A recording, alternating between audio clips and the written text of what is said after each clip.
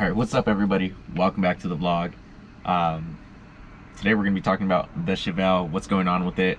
My name is Matthew Salas. Go ahead and follow me on Instagram at MSJ_4times or at Chile Production, which is the page specifically on like my cars. Haven't really updated it recently, but I'm going to begin to. Let's get to it. So I'm really reconsidering naming the segments involving the Chevelle, like issues with the Chevelle, just because every time I feel like I'm posting something about the Chevelle, there's always the update, but there's also always something wrong with it as well. Thankfully it's nothing major, it's nothing big, small things, but little things that are annoying and that I need to fix. And the biggest one right now, and I'm gonna show you guys in the vlog, it's the car wants to overheat consistently. I know why it's doing it, and it happened the last time I was actually working on it. So let's go ahead and talk about those things. Let me show you what's going on, what I did to it the last time we went on a cruise and whatnot, and what exactly was happening. So let's hop outside and let's get into it. Alright, so the first thing I did the other day on the car is I did its first oil change. It's right at about 537 miles since the new motor went in. Did that very minimum metal flakes inside there. Very minimum. If you guys don't know, you don't want to see that inside your motor, but it's very common to have a little bit of it. It's almost like glitter. It looks like glitters. Very common to have a little bit of it during the initial braking process, maybe the first 1 or 2 oil changes, but nothing crazy. If it just looks like all like metal flakes, something's wrong. Just take the motor off. So that was the first thing. The second thing was the lower radiator hose was leaking like a bitch, and you can see there's a little bit of a dent right there. This was leaking, and it had the original rubber shit that came with it. So essentially it's supposed to look like this, but this part does not fit on here, so I couldn't use it, and then it just kept leaking down there, so I removed it. So I kept the top one like that, and thank God it worked because it looks good. These bottom ones you don't really see. So you can see the original one is really cracked still, but it's not leaking. This bottom one, on the other hand, was leaking like a bitch, and on the freeway you can see it splatter and it'll get all over the windshield. Not a lot, but just a little bit. So yeah, that was leaking, so I replaced it here. So when I took this off, obviously I had to drain most of the fluid in here, not most of it, a decent amount. So yeah, lifted up the car, removed that, lowered the car, and then added some fluids in there. So did that. This still kind of leaked the other day, but also there was a lot of fluid like in this little pocket over here, and I think it was spraying onto the windshield when we were on the freeway. This was last week.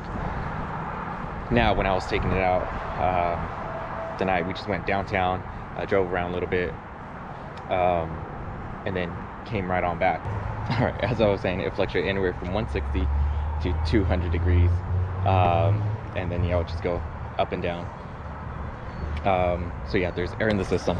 Clearly, when I removed this hose, I moved it all the way down. Air probably traveled up, obviously, when I was filling this up. And now that the car was leveled, air is probably going to be trapped somewhere along this area right here. So what I'm gonna have to do is I'm gonna have to jack up the front end as high as I can, run the car, and then watch this go down. So as I was driving it, some of the air did move over here because this was full when I filled it up. So yeah, we're gonna go ahead and do that. Went cruising the other day, and or this was the first Friday of the month. There's that meet that's by Santana Row. Happens every first Friday of the month, and the car got a lot of attention, and it was doing great up until I did the first lap around the parking lot, and then it just started getting hot, so I had to park it really quick before the top blew off, but it was fine.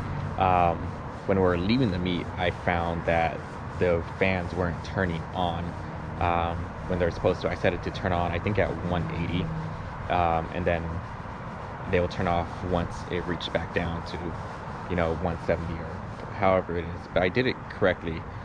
They weren't turning on, and my only guess is that this is what triggers it to power on, and since I don't have a hood on, I'm assuming this isn't getting as hot as it should be to indicate when the fan should power on. So I actually moved it to the lowest setting. I might play with it a little bit more just so they're not always running, but I am moving it to a very low setting. That way they kick on a lot sooner, and hopefully I don't have that problem again. we are going cruising tonight, so hopefully I can record some of that.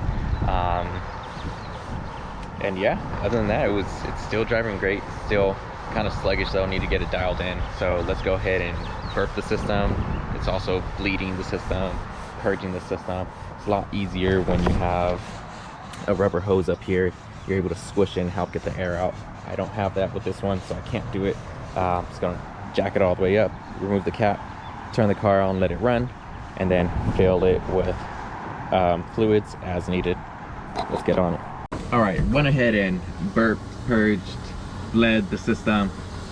Some air came out, not a lot of air did though. I don't know if it's the amount of air that did come out was enough to cause it to start overheating or fluctuate in temperature like that. But we're gonna find out tonight on this cruise. Last time we went cruising, it was cool because it was just a few of us. We're just driving around, and that was it. There's an actual cruise event today. And like I said, I'm gonna try to record some of it. There's an actual cruise event today, and I'm gonna be stuck in traffic, so I know that. So hopefully this resolved that issue. Hopefully I don't get stranded anywhere. Hopefully I'm gonna have the fan set to always be on throughout this duration of this cruise. I have extra coolant in the back just in case. The only thing I don't know if it's good or not is the thermostat, but like I said, we're gonna figure it out. As you see, it's just chilling right there at 180, which means nothing right now, but you know, that works. I know it's warming up. And yeah, we're gonna pick this up at the meet. A couple other things. I have been working on the hood and the lip for the Trailblazer. Now the spoiler itself, I don't know if I want to move forward with installing it. There is another company out there who has one that's a bolt-on, almost like double the cost of what this one costs, so I'm gonna be out of money. I'm gonna try to sell it though, or that's not double, a little bit more than that. But yeah, still debating if I want to go with it. I might not paint it right now because I'm looking to get the hood and the lip painted as soon as possible. We're gonna find out on Monday what exactly is gonna happen. But yeah, that's gonna be it for another video today. Just kind of gonna clean up the Chevelle, maybe give it its second wash ever. But yeah, let's clean it up, get it ready for tonight, and we'll take it from there.